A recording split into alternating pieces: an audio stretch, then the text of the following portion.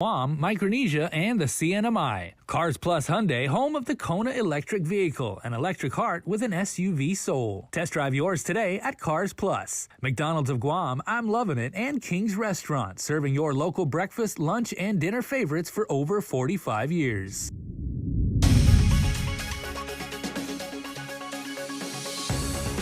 Ahead on Primetime, we'll tell you about an ongoing investigation into an incident in Dededo that occurred last night. Plus, village mayors prep for the reopening of senior centers. And Senator Talina Nelson filed her candidacy for congressional delegate this afternoon. These stories and more right now on your news leader. Hafide and good evening, everyone. Welcome to KUAM News Primetime. Guahusi Isaiah again, and thank you for joining us. A dance workout class at the Old Dededo precinct was startled last night by an unknown woman in distress. With tonight's top story, here's KUAM's Hannah Devonzo. When she started throwing herself on the floor, that's when we decided, I think we really need to call 911 now. I don't think we can control her. Officers from the Guam Police Department responded to a call of a woman exhibiting unusual behavior at the former Dededo precinct. A mixed fit class was preparing to start when they noticed something wasn't right. Instructor of the class, Ledge Teodosho.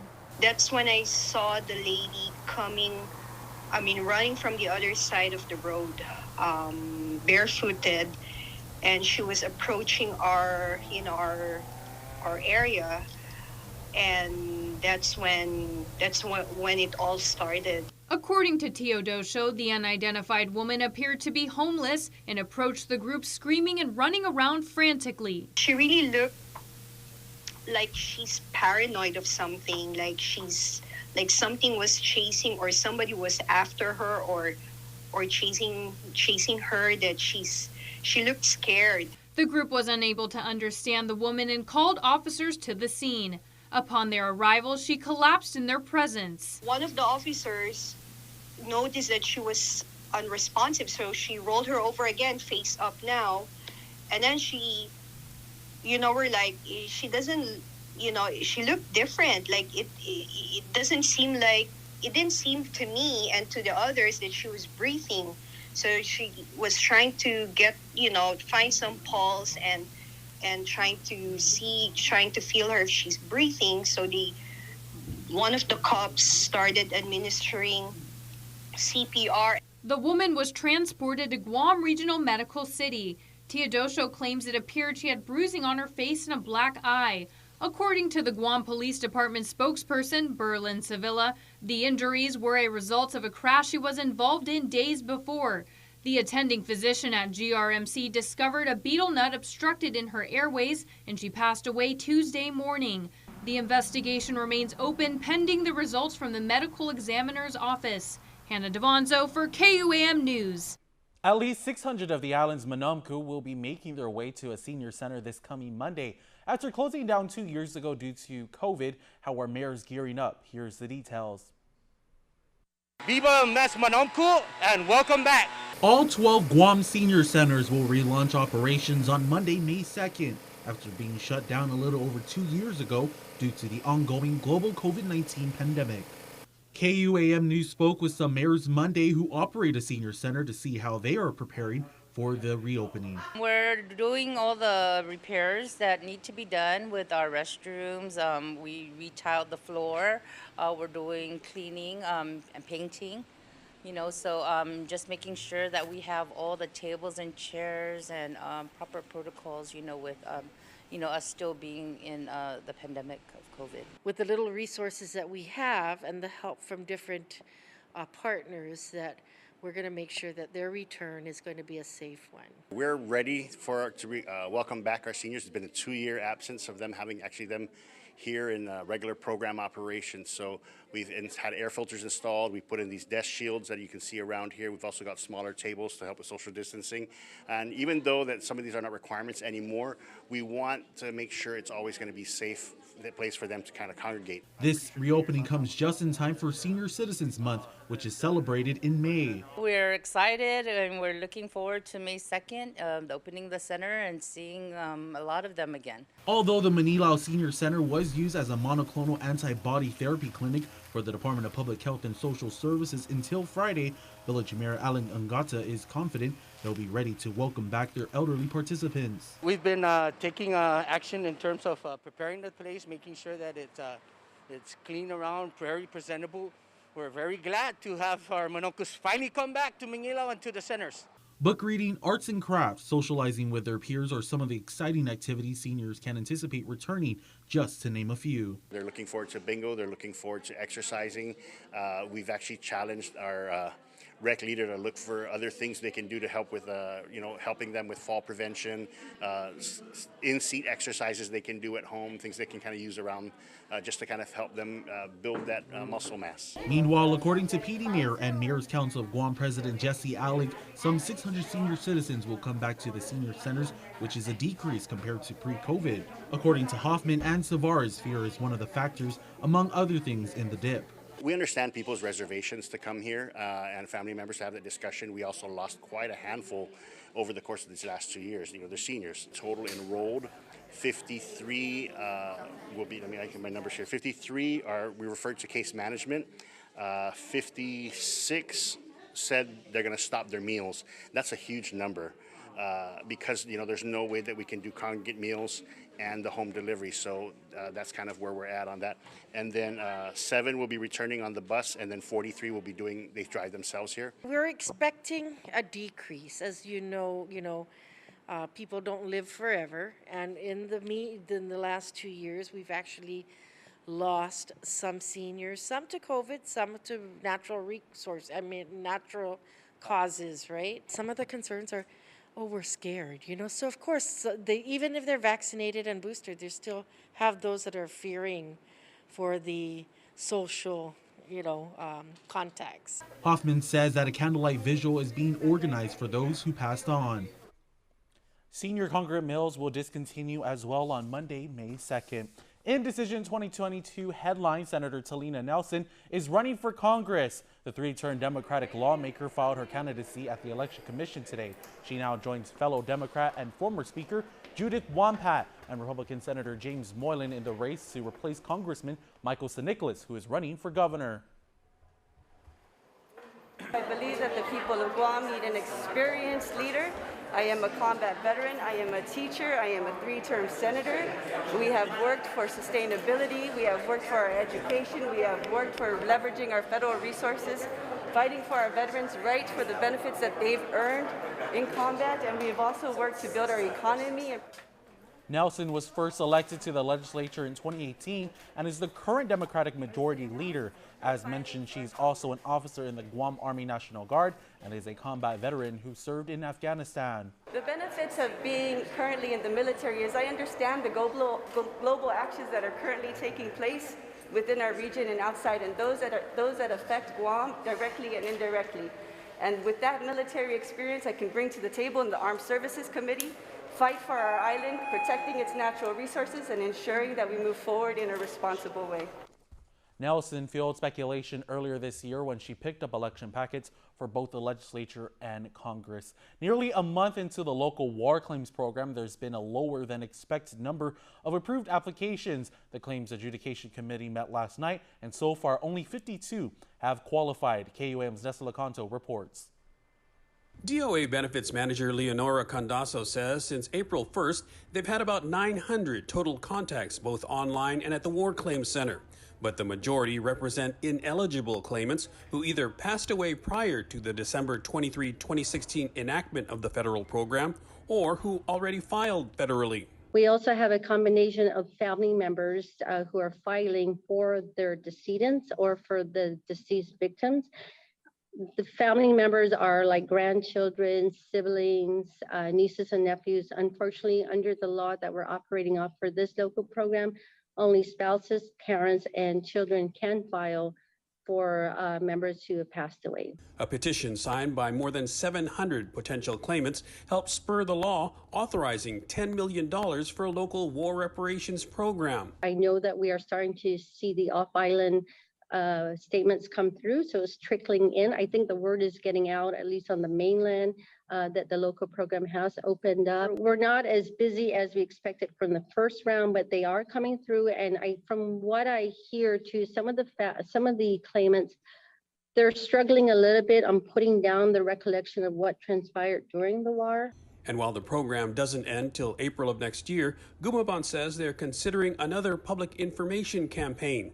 For example, direct mailings to retirement fund recipients. That really only addresses those who retire into the government of Guam. We still have another vast majority that we need to reach out to. So maybe a more active campaign will help reach the mainland victims who can file under this claim. She says they also need to afford more time and patience for the Manamku to get their applications in. For KUAM News, I'm Nestor Lecanto. On Monday, the Department of Revenue and Tax processed another 85 payments for the All Rise program, totaling $80,000. To date, there have been 35,927 payments issued, which equates to almost $37 million. DRT continues to review and address errors on the remaining S status applications. For more information, you can call the DRT call center at 671-635-1840 or 1841, or email pinadmin@reventax.guam.gov. Lawmakers continue their deliberations over a measure to approve the Hagatna Master Plan. A more than 200-page document sets out the framework for the redevelopment of Guam's capital city as envisioned by the Hagatna Restoration and Redevelopment Authority. Senators are poring over the plan, which features more than $500 million in proposed projects that are estimated to take at least 15 years to complete. Speaker Teresa Lahi focused on the flood mitigation plan for the city, just one of many issues senators are discussing. I want to make sure that, whose decision is it, which properties will be mitigated from flooding and which ones will not. And I know we can't probably mitigate everyone's, but I think we should be very clear about it. And that's what I've asked. That's what I want. I want it to be clear on the record when the legislature passes this authority and delegates it away from us. Talahi and others have expressed reluctance to give blanket approval to the master plan proposal. She says if they approve it as originally proposed, it would give HRRA the ability to, quote, move forward with rezoning and establishing governance over Hagatna, end quote. We'll have more news after the break. Keep it here to KUAM Primetime. I wanna live and feel like chase my dreams in the sky, oh, in my pursuit of happiness. Oh, oh, oh, oh, oh, in my pursuit of happiness. At Bank of Hawaii, nothing means more to us than helping you pursue your happiness. Bank of Hawaii, live your happy. The new season just dropped. Enter the Big Dinner Box from Pizza Hut. 2 pizzas, breadsticks, and wings all in one box. You'll run out of episodes before you run out of food. The Big Dinner Box, only from Pizza Hut. No one outpizzas the Hut. Half a day. My name is John Kinata from the village of Umata. I've applied for the program as Salapi to help me in my daily commute from Umata to Mingilao. Thank you to this administration for the program as Salapi. Thank you, Lou and Josh. I have received my program as Salapi. The application deadline for Program in Salapi has been extended to May 22nd, 2022. For more information, please visit doa.guam.gov. This ad was paid for by the Office of the Governor using government funds. I'm a small business owner and I run a couple of boats. And when COVID first hit, we were kind of, at first we thought it was just like any other pandemic like the SARS, and we weren't prepared for it until unemployment is shutting down the whole industry. My whole business relies solely on tourism. When that shut down, we're kind of worried because we don't have enough savings for the uncertainty of how long it's gonna last. We're so thankful that the government, the federal government, started giving out the grants, loans, and like PPP and all that. That really saved us, and it's really helping us a lot survive, And right now we're still struggling, but at least it's easier And without those grants and loans that from the federal government, I mean, we wouldn't be here. Thank you for the unemployment assistance from the federal funds. Thank you. This ad was paid for with official funds from the office of Congressman Michael F.Q. San Nicolas. Let us know what's up on our KUAM News WhatsApp tip line at 671-727-0094. Share information about what's happening in your town, on Guam or the CNMI, and what you want us to know. Reach us on WhatsApp at 671-727-0094.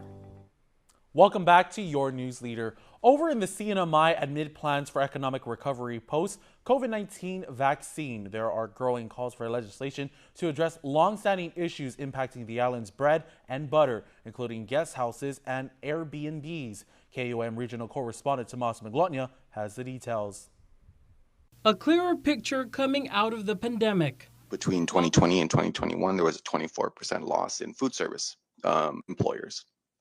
And so this and a 38% loss in 34% loss in personal care and services. While there's hope for the tourism industry to bounce back, the grim reality of the remnants of the ongoing pandemic settles in. Even if tourists come, where will they go? That was one question at the center of the Governor's Council of Economic Advisors presentation at the NMI legislature Tuesday. How quickly they can come back from closure into operation is a concern in our ability to fully maximize our recovery. The council is 2 years into its 10-year proposal, which ranges from facelifts to recommended legislation. They've been bringing their business slides around the island, making their pitch to local stakeholders. And they're also pointing out the problem. And so we're also looking at the idea of legitimizing our tour operators in the Commonwealth. We're looking at the idea of accreditation or some form or fashion of professional licensing, but that we also saw, and mind you, I'll put my disclaimer out there. Yes, we operate a tour company in the Commonwealth called Century Tours, but we're looking at this from a greater perspective. They say they've seen rogue operators who leave the island with debt and left the bag hanging. Ultimately, Sablan says the honest businesses pay the consequences. Another consequence comes from Airbnbs and guest houses in the NMI. What we did see is a degradation of our tax base by virtue of Airbnbs and guest houses not necessarily paying their fair share.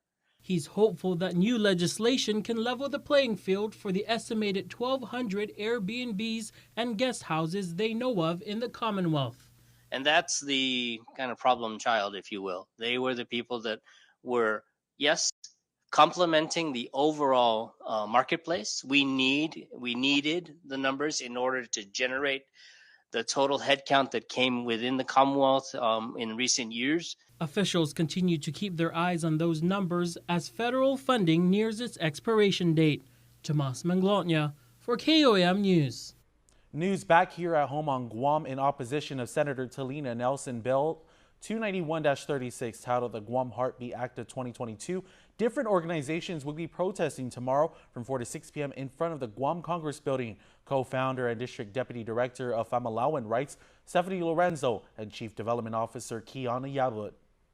Tomorrow's protest is really just for Guam to have a right to reproductive health care, have a right and have accessibility to, medical abortions on islands.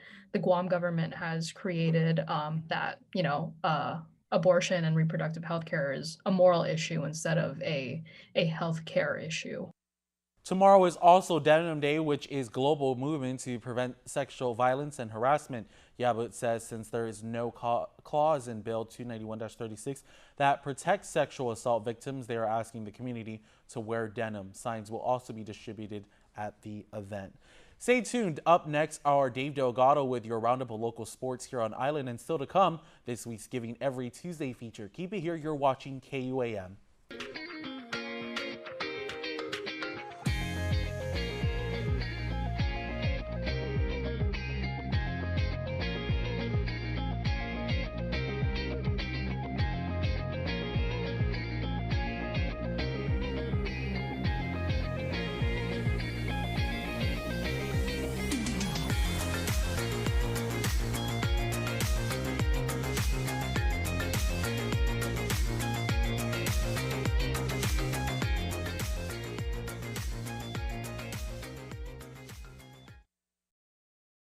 We love our mom because she was our first teacher.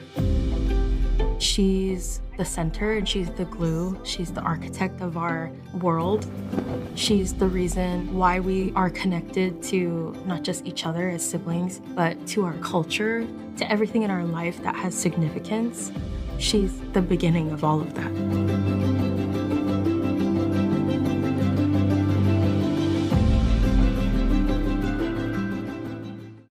Say hello to the First Hawaiian Bank mobile app, where you get smart insights into your finances so you can make smart decisions with your money. With a daily personalized feed, you can compare your monthly income to spending. That's better. Discover where your money is actually going. You might be surprised. See what's essential and what isn't. The more you use the app, the smarter it gets.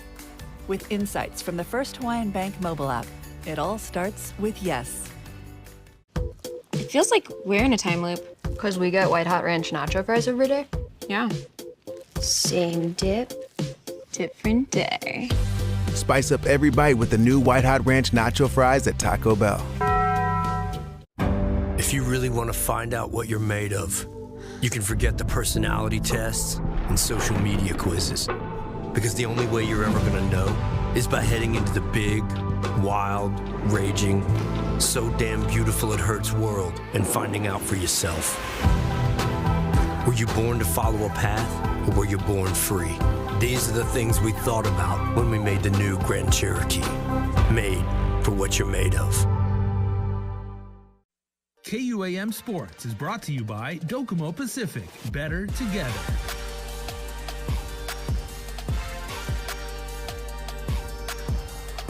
The Autism Community Together's 2K and 5K Glow Walk Run drew more than 1,500 participants this past weekend. Zumba warm-ups were done by Marlon Gumaban and crew from Urban Fitness. Special thanks to all of the sponsors and the community for supporting the event. All participants received a foam glow stick, blue bracelets, and blue necklaces to help light it up blue in honor of Autism Awareness Month. All registered finishers received an Act Dry Fit shirt or promotional item. Awards were also given to the top 3 male and female finishers in 8 categories and the top 3 boys and girls in the 2K youth division.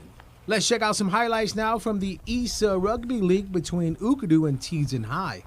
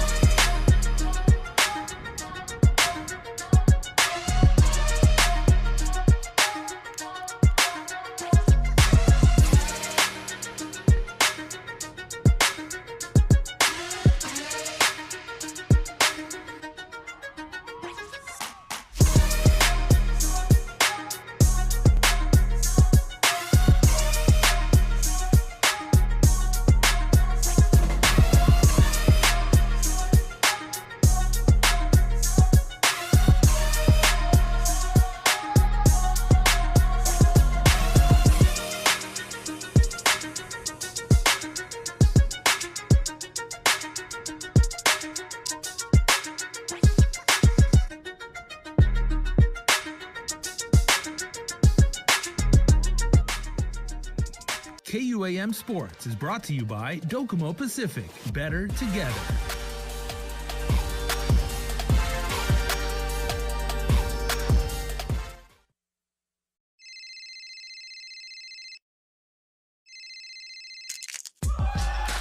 Need a new phone? Trade in now and get up to $500 off our best 5G devices. Trade in your older phone in any condition and step up to better savings and speeds only our 5G network can provide. Check out our website and catch up on the best mobile experience. Trade in now. Docomo Pacific, better together. Don't need a work break, keep the smile on your face. The moments you can't replace, and I'll be around.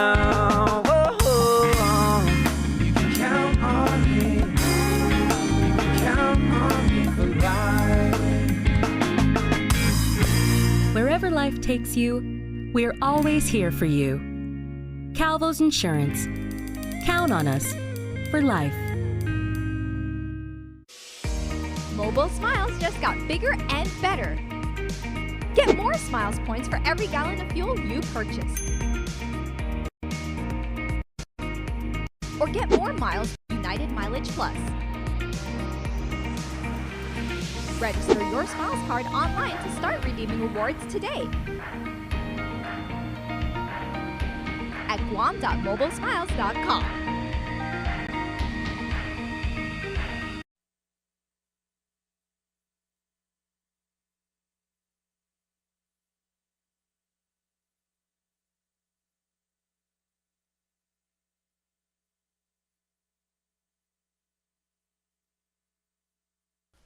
Welcome back. The Department of Public Health and Social Services has revised their sanitary permit rules and regulations. Local businesses could face fines of up to $1,000 should they violate them. KUAM's Daniel Perez reports. A little heads up for restaurants, bars, and other food establishments. Public Health is cracking down on those who aren't keeping up with sanitary and health standards. Violations are going to get more expensive, according to management analyst Francine Salas from the Division of Environmental Health. The penalties were added to the rules and regulations so that violators will be deterred from repeating violations. We're basically covering, I'll say about 10 to 12% of the total health-related establishments that we're supposed to be inspecting. And so that may put that in your mind as what you're seeing in terms of recent closures. It may only be 10% of the potential violators out there. And everybody's still eating at establishments that are still open that haven't been subject to an inspection. Salas detailed what happens when a restaurant is caught in violation of the revised sanitary permits regulations by the environmental public health officer. If they cite violations, sometimes they can be corrected on the spot, but sometimes not. And so sometimes the violation is large enough to warrant a temporary suspension or revoking of their sanitary permit in which they cannot operate the business. Based on their report, administrative penalties would be determined. And so based on the report, based on the violation found. And then so it isn't until they pass a reinspection that they're able to get their sanitary permit reinstated and they're able to operate again. So reinspection and the payment of the administrative penalties is what would be needed. The new fines went into effect on April 19 and include a wide range of penalties. Some include operating an establishment without a valid sanitary permit. Fines go from $350 to as high as $2,500. Also, knowingly letting a person with a communicable disease work that can potentially spread to the public while that person is employed there. This fine ranges from $500 to $5,000, and importing a consumer commodity that is misbranded, adulterated, or prohibited by law. This fine goes from $500 to $25,000. For the full list of penalties, go to KUAM.com. Also, beginning November 1st of this year, fees for sanitary permits will increase, so those seeking to get a permanent establishment sanitary permit can expect to pay $368 if your restaurant or bar has 1 to 10 employees. With food establishments having 11 or more employees, the fee is the same, plus another $5 should you go beyond 10 employees. Daniel Perez reporting for KUAM News. For this week's Giving Every Tuesday segment, CrossFit Laddie Stone hosted a special WOD for autism awareness and to raise funds for the nonprofit Autism Community Together. KUAM's Jonah Gonçalves has more. Giving Every Tuesday is brought to you by J. Goodman, a happiness company. On Saturday, CrossFit Laddie Stone, located in Harmon, was bursting with energy and blue, all in the name of Autism Awareness Month. The gym hosted Light It Up Blue. Joel Dagupan is a coach for one of the classes. Well, the event today, we're doing an autism awareness drive.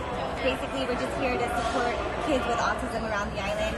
All the funds and proceeds will go to ACT. With April being Autism Awareness Month, CrossFit Laddystone wanted to do their part in not only raising awareness, but also giving the opportunity to the community to raise funds for ACT, Autism Community Together, which is a non-profit support group for individuals with autism, their families, and supporters on the island of Guam.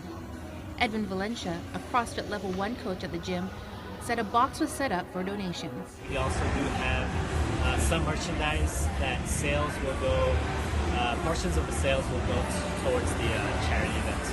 The gym is grateful for the wonderful turnout. Thank you for everybody who's supported.